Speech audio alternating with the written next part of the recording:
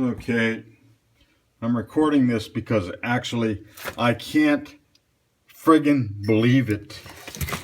This is my second Apple Watch, Series 1. Yes, granted, they're not supposed to be waterproof. But if you look on the YouTube videos, they say, oh, it's great, it's waterproof. And I saw a video there that showed them soaking it in a swimming pool at 12 feet underneath for an hour, and it came out working perfectly. And the guy's taking a shower in it and stuff like that. And I said, well, that's pretty good. You know, it doesn't have to be, there's no such thing as waterproof. There's water resistant.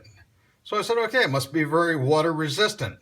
So I bought the very first Apple Watch, this one, which, of course, I'm having trouble showing you. Oh, there we go. Okay, and it gives you the option here. Of course, I erased it, okay, for a reason.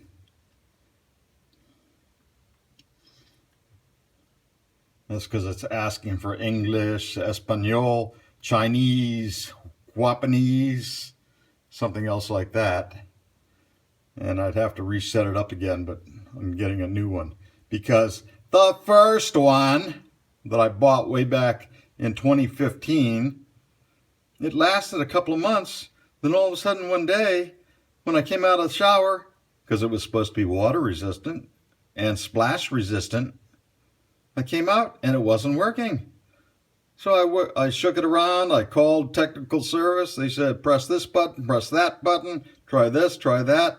And it still didn't do anything. They said, oh, well, it must have gotten wet. I said, oh, okay, well, what do I do now? They said, well, send it back, and if there's any water damage, we'll charge you $79 to replace it, even though I had the Apple Care Watch program. And so I got off the phone with them, and I flipped the phone over like that, and the whole bezel, the front bezel, fell off. I called them back and I said, this thing is not waterproof. There better not be any complaints about water damage, because the whole thing just fell out when I twisted my wrist over. And they said, oh, okay, sir, we'll just send you a replacement, which they did. They were good about that. And I've had this one since February of 2016. Now it's March of 2017. And this one, tonight I heard a funny clunking noise coming from it when I was turning my wrist. I'm going, what's that? What's that? And I flipped my wrist over and it went click, click, like that. And if you can see, the whole front bezel fell off again. If you flip your wrist back, it falls right back into place. Of course, when I did that with my first watch, it didn't start working again. This one didn't stop working. But it definitely is not waterproof. It's definitely not splash proof. And I would not recommend Series 1 to anybody. Now, Series 2 supposedly has a whole different way of handling the waterproofness of it. Okay, and you go to the first screen, it's got this little teardrop on it, and you press on it, it says, start turning the knob, and the water is extracting water.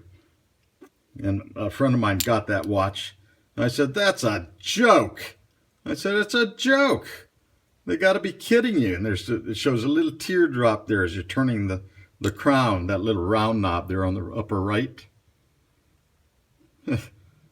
Then they showed a slow motion video, and evidently either somebody faked the video or it does somehow squirt some kind of water out of it using sonic vibrations. But you can see what a joke this is, right? I'm hoping. I'm going to post this on YouTube and let everybody know what the Series Watch 1 is really like. And this is not under extreme circumstances either. It looks perfectly normal there, doesn't it? Yeah, tip it. Ta-da! The whole thing falls out.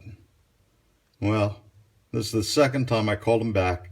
And they said, and the girl said, oh, the same thing happened to mine. Okay, so they're sending me another one supposedly for free. But guess what? You got to put up $547 first on your own credit card until they get the old watch back, which is what I'm waiting for. Anyway, I have nothing really good to say about the Series 1 Apple Watch. Talk to you later.